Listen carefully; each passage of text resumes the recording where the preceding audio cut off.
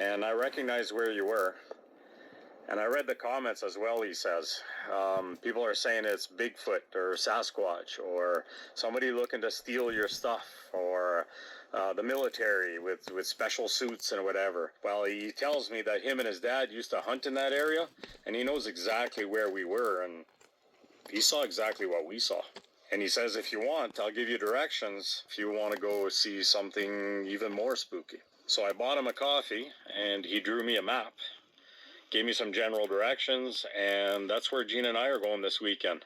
We're going to hopefully verify what we saw and see the rest that he's talking about. After the bombshell 2025 pyramid discoveries, the world just got another groundbreaking discovery from Egypt. New radar scans from only a few weeks ago reveal something utterly impossible, hidden even deeper beneath Giza, that will completely rewrite the history of the pyramids as we know it. Originally, in March 2025, archaeologists uncovered something beneath the Pyramid of Khafra at Giza that sent shockwaves through the scientific community. Professor Corrado Malanga and Filippo Biondi revealed radar scans showing spiraling staircases and massive vertical shafts extending over 2,000 feet below Egypt's sands. Structures so precise, so deliberately built that dismissing them as natural formations seemed almost impossible.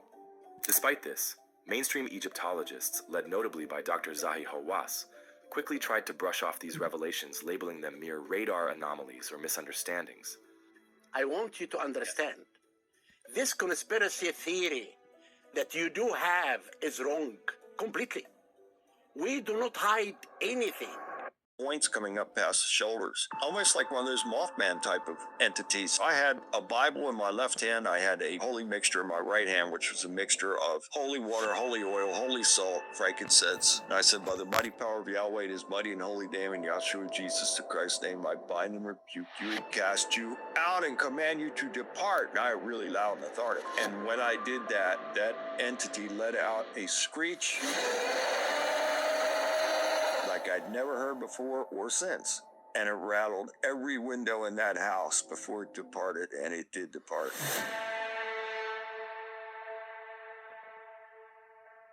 You've been around a long time, you have a ton of experience, but for people who may have not heard of you, can you just give a brief rundown about how you came to be in your position, what path led you to be an exorcist? It all began by me being victimized. My family was destroyed by demonic forces, and I nearly was as well. I was physically attacked by demonic forces between ages 5 and 12. I had a hellish childhood.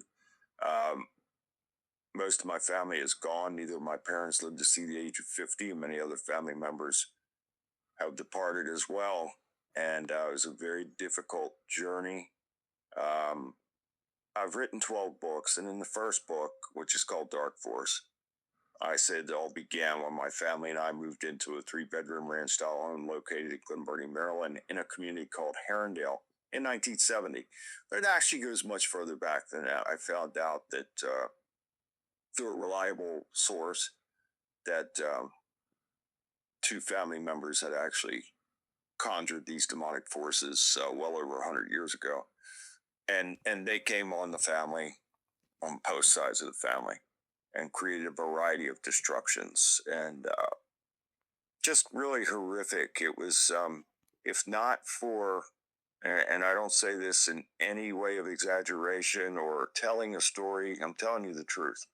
If not for the power of God and his love and mercy for me, it's saving me, we wouldn't be having this interview right now because I wouldn't be here. So God saved me. I've been down all the long and dark and hard roads in life. I'm telling you the truth, and I have seen just about and experienced just about every type of paranormal, supernatural thing that you can imagine.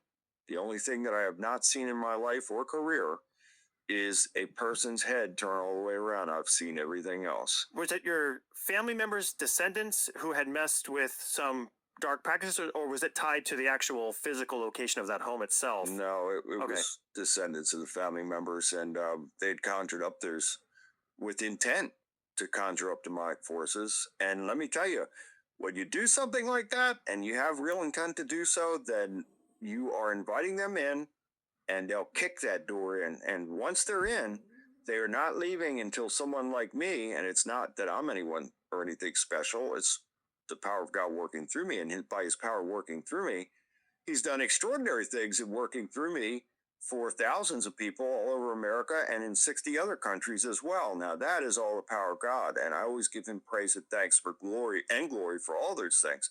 And my mother, I found out, had many paranormal supernatural experiences in her childhood as well. Her family moved around quite a bit in her childhood, and they actually lived in that area, that community, Herondale, in that Glen Burnie area for a period of time when she was a teenager. So she had exposure to the area. And it wasn't just my house that had all this hellish activity taking place.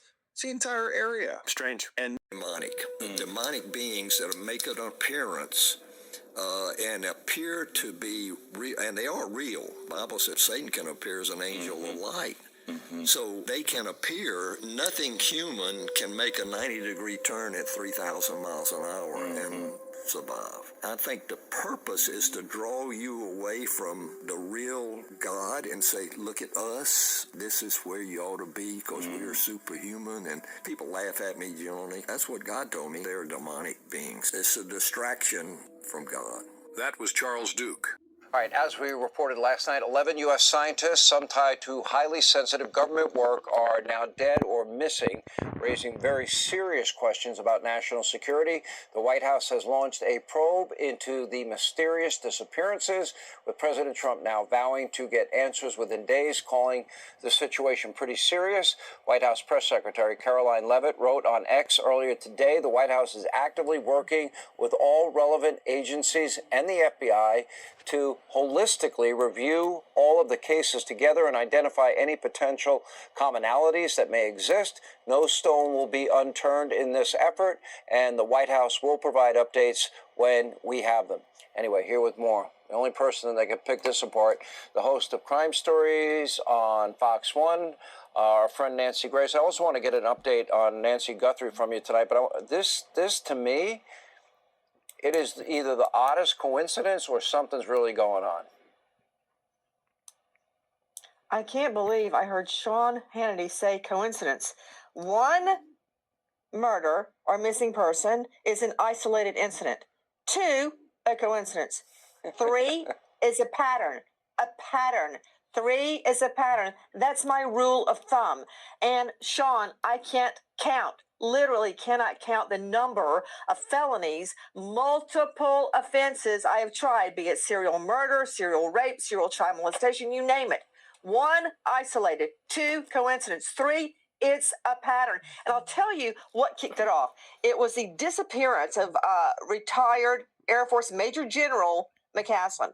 Now, McCaslin had access to the most highly sensitive classified materials in the country. He disappears. His wife's gone 1 hour, Sean, 1 hour. She comes back. He's gone. Interesting. His hiking boots, his wallet, and his 38 are missing. But guess what's left behind, Sean? All wearable devices that could track him, his phone, and his prescription glasses. They're all left behind. Interesting. Why would he leave like that? Now, again, isolated incident. But here's the nexus to Monica Jacinto Reza. He oversaw her funding, and that was from the AFRL, the Air Force Research Lab. She goes missing too. They are 2 of 11. Those are the most recent ones. Again, this is not a coincidence. I should have learned when you were on the podcast hanging out with me. I told the story. I made the mistake one time. I showed a little bit of negativity because I was frustrated. Yes, you did. Related to the Nancy Guthrie case, which I'm going to ask you about in a second. And here it is. Sean, did you just say coincidence? I got to be careful when I interview Nancy Grace. You got to check her out on the podcast. Here's another problem with that case, Sean. Oh, boy. Now I'm going to get excoriated again on my own show. Go ahead. They're lumped in with UFO conspiracy talk. Yep. Okay, right there, that's wrong. This is not about an ET. These are about human beings that have been killed or are missing, and they are being branded as some sort of a fringe investigation. That is not the case. These are highly intelligent scientists. Okay, let me be clear, because I wasn't in the beginning. I agree with you. This is not. This is real to me. I agree with you. I stand corrected. By the way, most people are not used to hearing me say that. All right, let me ask you about this. Maybe a breakthrough, I'm hoping for one, in the disappearance of Nancy Guthrie. Sources to Fox News Digital confirm the FBI has received DNA recovered from the home of Nancy Guthrie, including test results from a hair sample. A Florida lab that partners with the Pima County Sheriff's Department sent the sample finally to the FBI. I think it should have been sent there originally, which is using new technology to perform an advanced analysis on the DNA sample. What do you see here? Well, number one, you're right. 11 weeks in, the teacher's pet lab that Nano's where he sent the DNA is now sending it to the FBI. They are doing cutting edge, brand new generation sequencing testing on this DNA. It is a hair, we have learned. I believe it is a hair from her bedroom. It is not her. And already Nanos is out tripping over his own foot. He is speaking to a Crime Watch group stating that it was impossible to analyze it because it was mixed. Hair does not mix with other people's DNA. Right now they're using SNP technology. It's very, very difficult. It's single nucleotide polymorphism. That's what it stands for. And it's very, very delicate. That could be the breakthrough that cracks this case. I don't know what any of you think, but I know the days are winding up. We have so much going on, a lot more than I've ever seen in 62 and a half years, and I guarantee I'm going to show a lot more, and we can talk about these things. Y'all have a good night.